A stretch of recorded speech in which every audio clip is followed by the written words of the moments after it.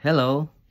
Sa part 2 ng ating video series na ito, tinalakay natin ang Section 3A ng Republic Act 3019 or yung Anti-Graft and Corrupt Practices Act.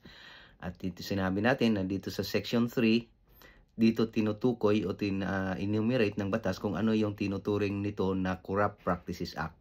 Ngayon, ang talakayan naman natin ay ang Section 3B. At ayon sa Section 3B, isa rin ito sa mga gawain ng mga government official na tinuturing na corrupt practices.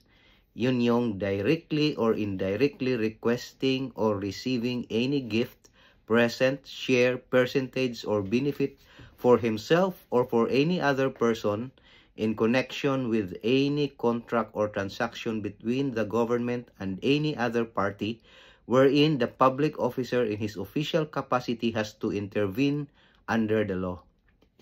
So dito, palagay ko dito sa section na ito, maaring papasok yung controversial na issue ng korupsyon na nangyari sa ating bansa ngayon. Kasi ito yung, kung ang isang official ay directly or indirectly manghingi or mag-request or tumatanggap ng share, gift, present, percentage, or benefit mula sa isang kontrata o transaksyon ng gobyerno mula sa transaksyon ng gobyerno at ng ibang party, contractor man yan o ano, na kung saan ang official na ito ay may kailangan niyang mag-intervene para maisakatuparan yung transaksyon na yon. Halimbawa,